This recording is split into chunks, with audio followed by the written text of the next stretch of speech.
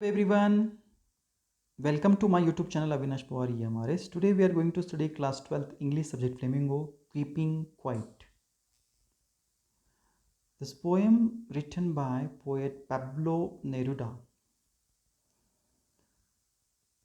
He was the pen name and later legal name of this famous Chilean poet, diplomat, politician. हा एक राजकारणी होता ज्याने खूप सारं साहित्यही लिहिलेलं आहे, ज्याला नोबेल प्राईज लिटरेचरसाठी साहित्यासाठी मिळालेला आहे 1971मध्ये. आणि ग्रीन इंकने तो लिहायचा. त्याचं ते सिम्बॉल होतं की कशा पद्धतीने symbol for desire and hope, म्हणजे जे माझ्या ज्या काही अपेक्षा आहेत, माझ्या ज्या इच्छा आहेत त्याच्यातून मी त्या माझ्या रायटिंगमधून व्यक्त करतो असं येथे कवी सांगतायत. आणि ही जी पोएम आहे originally written in Spanish. The essence of this poem is based on introspection and retrospection. तर या कवितेमधून सांगितलेलं आहे इंट्रोस्पेक्शन म्हणजे काय, आत्मचिंतन. स्वतः आपण ज्या काही काम करतो, स्वतः ज्या काही आपण कृती करतो, जसं वागतो त्याचं आपण आत्मपरीक्षण करायचं, स्वतःचं निरीक्षण करायचं. ओके, स्वतःचं ऑब्झर्वेशन करायचं. दुसरं आहे रिट्रोस्पेक्शन. रिट्रोस्पेक्शन म्हणजे काय, भूतकाळात ज्या काही आपण ॲक्टिव्हिटी केलेल्या आहेत, गोष्टी केलेल्या आहेत, याचा संपूर्ण जो काही गोषवारा आहे त्याच्यावर विचार करणं. The poet feels that some soul searching is needed for us to be at a peace with ourselves and other. आणि कवी येथे पीस म्हणजे शांतता शोधत आहे स्वतःसाठी आणि इतरांसाठी. तर अशा स्वरूपाची ही पोएम आहे. The poem keeping quiet written by Pablo Neruda discusses the need of maintaining peace and silence. He stresses upon being quiet and harmless to human being, animal and environment. He suggested that in order to maintain peace and harmony, it is required to stop and introspect ourselves. Keeping quiet या पोयममध्ये पॅब्लो Neruda यांनी सांगितलेलं आहे की कशा पद्धतीने शांतता, silence हा ठेवलेला आहे. त्यांनी सांगितलेलं आहे की शांत राहणं किती महत्त्वाचं आहे माणसासाठी, प्राण्यांसाठी, या संपूर्ण पर्यावरणासाठी. आणि म्हणून शांतता ठेवणं, त्याच्यामध्ये निसर्गाशी एक सुसंवाद चांगल्या पद्धतीने ठेवण्यासाठी माणसाने स्वतः थोडंसं चिंतन करणं, थोडं विचार काळाची गरज आहे. तर पहिला स्टँजा आपण पाहूया. Now we will count to 12 and we will all keep still for once on the face of the earth. Let's not to speak in any language. Let's stop for 1 second and not move our arms so much. तर या कवितेमध्ये पहिल्या स्टँजाचं थोडक्यात explanation पाहूया. The poet had requested everyone to count till 12 in their own mind and to stop for a while. Maybe this 12 referred by the poet is the 12 hours in the clock or the 12 month in an year. आता कवित्री ते सगळ्यांना विनंती करतो की 12पर्यंत तुम्ही count करायचं आहे स्वतःच्या मनामध्ये. मग हे 12 म्हणजे 12 तासही असतील किंवा 12 महिनेही असतील वर्षातले. He wants everyone to stop and calm down. The poet urges everyone not to speak in any language. आणि मग इथे कवी विनंती करतोय की थांबा, थोडंसं शांत व्हा आणि कोणत्याही भाषेतून तुम्ही व्यक्त होऊ नका, बोलू नका. As we all know that there are different languages spoken in different parts of the earth which sometimes become a barrier in our way for peace. आणि मग जगामध्ये कोणत्याही भाषेतून बोलू नका, कारण वेगळ्या ठिकाणी वेगळी भाषा ही बोलली जाते. काही ठिकाणी जर दुसरी भाषा बोलली जाते आणि मग त्या भाषेतून आपण जर आपली भाषा बोललो दुसऱ्या ठिकाणी जाऊन, तर ती तिथे बॅरियर किंवा अडथळा निर्माण करते. आणि म्हणून शांतता निर्माण करण्यासाठी काहीही बोलू नका. So he ask people not to speak. Not only this, he also wants us to stop moving our arms. आणि त्यामुळे कवी म्हणतात की बोलू नका. त्याच्यानंतर तुमचे आर्म्स जे आहेत तेही मूव्ह करू नका. आता इथे आर्म्स या शब्दाचा अर्थ काय आहे. Arms he means the weapon which are used by different countries to raise a war against each other. So basically the poet is demanding peace from all of us.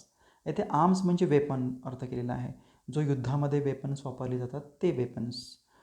तर इथे कवी डिमांड करतोय की शांतता सगळ्यांनी ठेवा, शांत राहा, कोणत्याही भाषेतून व्यक्त होऊ नका, बोलू नका. तर कोणकोणते लिटररी डिव्हाइस याच्यामध्ये यूज केलेले आहेत. पहिला आहे ॲसोनन्स. ॲसोनन्स म्हणजे वॉवेल, जो ओ वॉवेल आहे आणि ए वॉवेल जो आहे तो यूज केलेला आहे. पहिला पहा, now we will count to 12, not move our arms so much. So A आणि ओ वॉवेल येथे यूज रिपिटेशन झालेलं आहे म्हणून त्याला ॲसोनन्स हा फिगर ऑफ स्पीच म्हणतात. म्हणजे एखाद्या वॉवेलचं रिपिटेशन झालं, जसं ओ वॉवेलचं रिपिटेशन्स आपल्याला पाहायला मिळतं. नाव, काउंट, टू, तर ओ वॉवेल आपल्याला पाहायला मिळतो.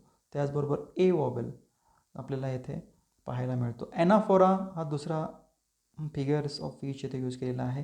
ॲनाफोरामध्ये 2 कन्झिक्युटिव्ह लाईन्स ज्या आहेत, ज्या let's not to speak, let's stop याने सुरू झालेला आहे. लेट्स म्हणजे या शब्दाचा पुनरुच्चार झालेला दिसतो, तिथे ॲनाफोरा हा फिगर ऑफ स्पीच आहे. ॲलिट्रेशन म्हणजे कॉन्सोनंट साऊंडचं रिपिटेशन झालेलं आहे.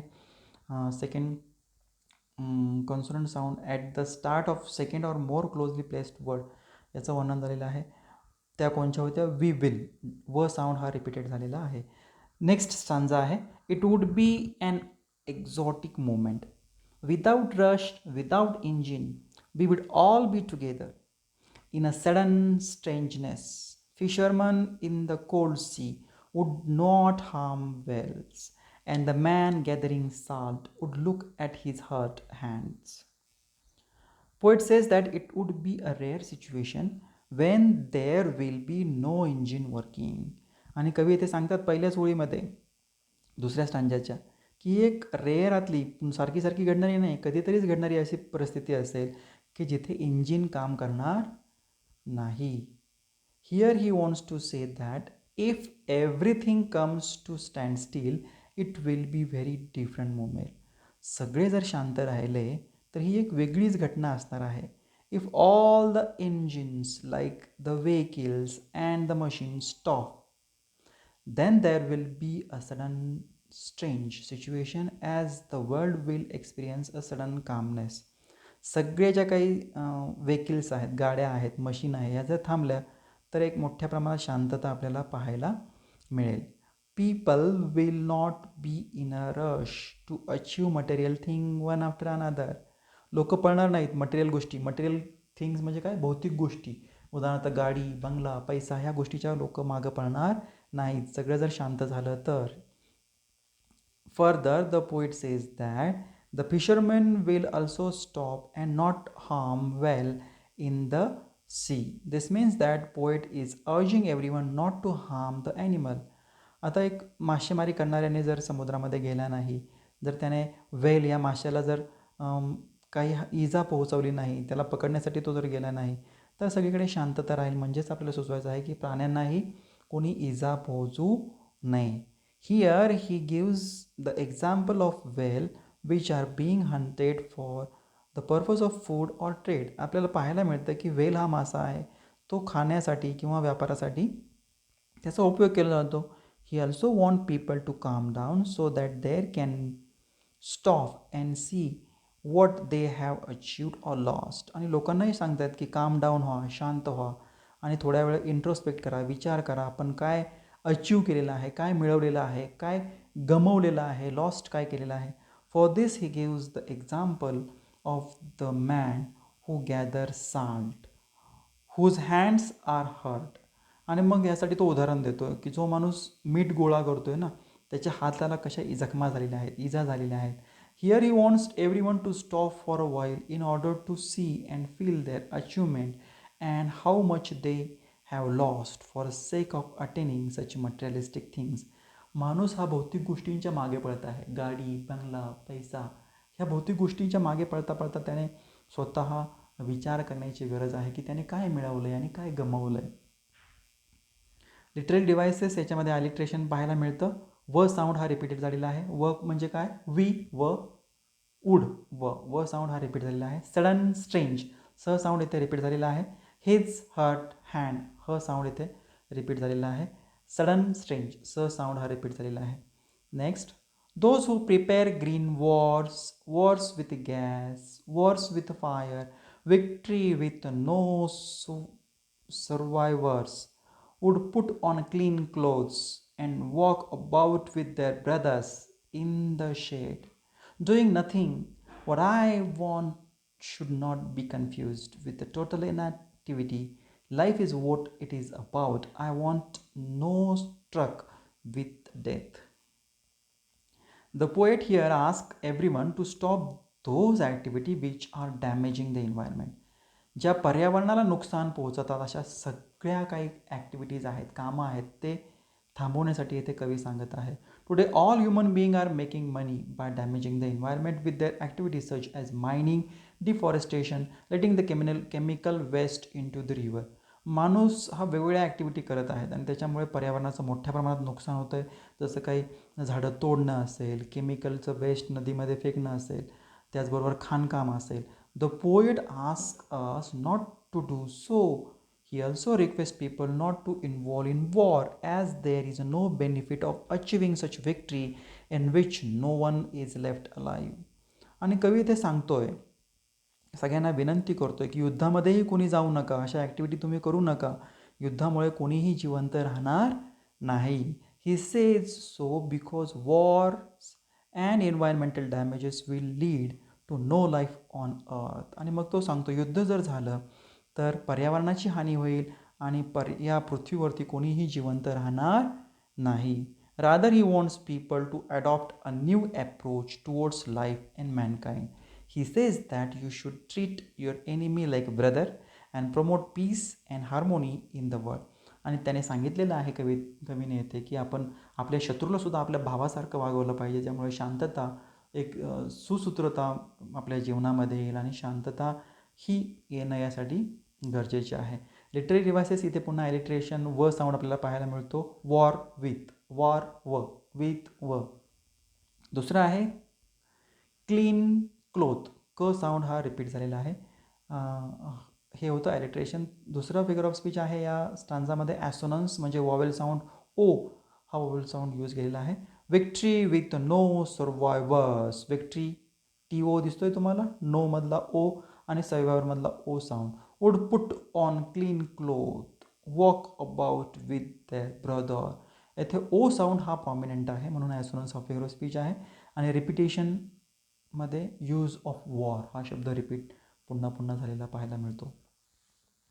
If we were not so single minded about keeping our lives moving and for once could perhaps a huge silence might interrupt this sadness of never understanding ourselves and of threatening ourselves with death. पहा, याचं explanation पाहूया आपण. Now the poet wants to clarify his readers that when he asks them to stop from saying or doing anything, he doesn't want anyone to become a non-active person. आता कवी इथे सगळ्यांना सांगतोय की सगळं करायचं बंद करा. मग सगळ्याच ॲक्टिव्हिटी बंद करायच्या का? तर असं नाही आहे. Non active is a person who remains idle and doesn't do anything. Non active म्हणजे काय? जो काहीच करत नाही, रिकामा राहतो आणि काहीही करत नाही. Here he simply means that we should stop and see the consequences of our deeds. आणि ते कवी सांगतायत की आपण थांबलं पाहिजे, म्हणून आपलं कोणचं काम करा ज्याच्यामुळे काहीतरी परिणाम घडणार आहेत, असं काही काम जे आहे ते बंद करा. The poet doesn't want to see people being killed due to their greed for money and expansion of territory. येथे कवितेला दोन गोष्टी नको आहेत. कोणत्या आहेत? की टेरिटरीज म्हणजे प्रदेश वाढवण्याच्या नादामध्ये किंवा पैशाच्या नादामध्ये तुम्ही माणसाचा हा जो स्वार्थ आहे त्यामुळे ते एकमेकाला मारतायत, एकमेकाचा खून करतायत, हे कवितेला नको आहे. Further he says that people are continuously working to achieve that task without even thinking about their result. आणखीन कवी येथे आपल्याला सांगतायत की माणूस हा सतत काही ना काही काम करत आहे, काहीतरी त्याचं जे काही काम आहे, टास्क जे दिलेलं आहे ते कमवण्यासाठी, आणि त्याचा रिझल्ट काय होईल, त्याचा परिणाम काय होईल याच्यावर तो काहीही विचार करत नाही. There are in fear of death and therefore want to achieve most of the things before their death. आणि म्हणून येथे कवित्री सांगतात की माणसाला कशाची भीती आहे? मृत्यूची भीती आहे. आणि त्या मृत्यूच्या भीतीमुळे तो काय करतोय की जास्तीत जास्त गोष्टी मिळवण्यासाठी, अचीव करण्यासाठी तो प्रयत्न करत आहेत त्याच्या मृत्यूपूर्वी. Here he urges them to stop for a while and take some moment to relish on what they have achieved till now. आणि म्हणून कवी सगळ्यांना आवाहन करतायत की थांबा, आता ह्या असल्या गोष्टी थांबवा आणि कोणत्या गोष्टीवर अवलंबून राहा, कोणत्या गोष्टी एन्जॉय करा ज्या तुम्ही अचीव केलेल्या आहेत. आत्तापर्यंत तुम्ही कोणत्या गोष्टी मिळवलेल्या आहेत त्याच्यावर तुम्ही चिंतन करा, त्या एन्जॉय करा, असं कवी सांगतात. Everyone here is living a life in a which he wants to achieve various things one after another. But now the poets say it is the time to stop and see what has been achieved and should be enjoyed.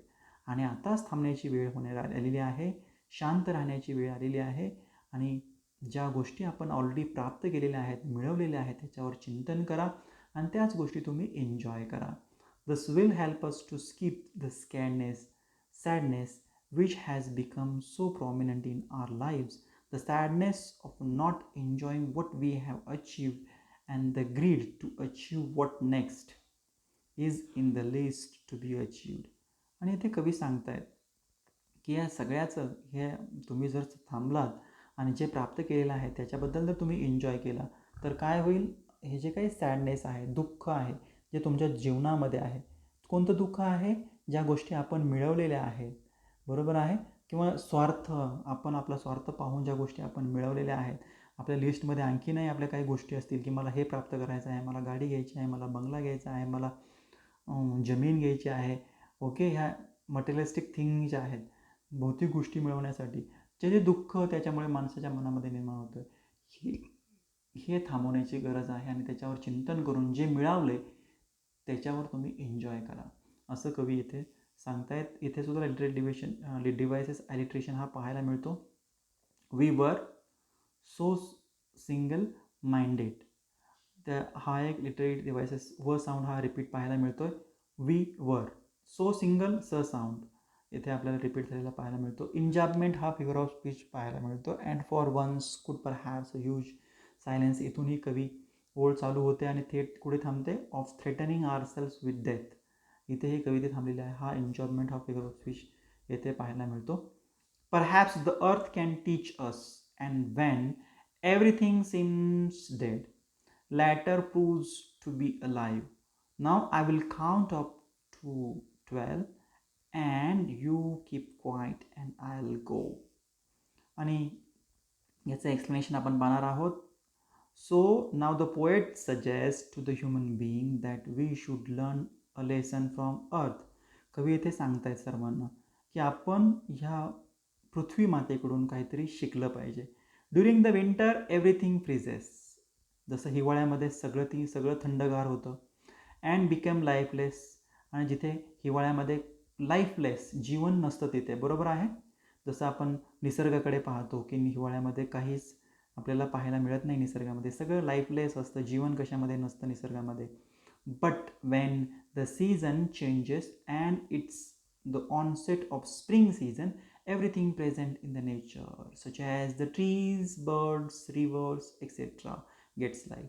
पण जसा आपल्याला वसंत ऋतू सुरू होतो, म्हणजे पावसाळ्यानंतर झाडांना पालवी फुटते, पक्षी आपल्याला पाहायला मिळतात, नद्या पाहायला मिळतात, सगळीकडे जीवन पाहायला मिळतं, ते आपल्याला हिवाळ्यामध्ये पाहायला भेटत नाही, परंतु वसंत ऋतूमध्ये पाहायला मिळतं. वसंत म्हणजे या पावसाळ्यानंतर, जून जुलैनंतर. So here the poet by giving the example of nature wants to say that all the human being should stop and try to जज देअर डीड्स. म्हणून ते कवी सगळ्यांना विनंती करतोय की आता थांबा आणि जे तुम्ही मिळवलेलं आहे, ज्या तुम्ही काम केलेलं आहे ते तुम्ही जज करा, बरोबर आहे. They can try and make their life better with the calmness, peace, आणि मग तुम्ही तुमचं जीवन अधिक चांगलं करू शकता या शांततेने, या तुम्ही जर काम राहिलात, पीस ठेवली तर. Finally he ends up by saying that now he will count up to 12 so that we all may become quiet. आणि आता मी 12पर्यंत काउंट करेल आणि तुम्ही सगळेजण शांत व्हा. Here quiet means to calm down our self and move towards a path of peace. इथे quiet म्हणजे काय आहे, काम डाऊन व्हा, शांत व्हा, शांततेच्या मार्गाने जा. हार्मोनी, सुसंगत, ज्याला आपण म्हणूया जीवन आपल्याला जगायचं आहे, शांततेने जीवन जगायचं आहे. After saying this he says I will go. He says so as he has conveyed his message to the people and wants them to be left alone to think about it and work in the direction of peace. आणि शेवटी कवयित्री एक message देतो ह्या सगळ्यांसाठी आणि सांगतो की याच्यावर विचार करा आणि सगळेजण या शांततेच्या मार्गाने चाला. तर अशा स्वरूपाचे हे फिगर ऑफ स्पीच आणि पोएम आपण इथे पाहिली. That's all from my side. Thank you friends for watching this video. For more such video please do like, share and subscribe my channel Avinash Pawar EMRS.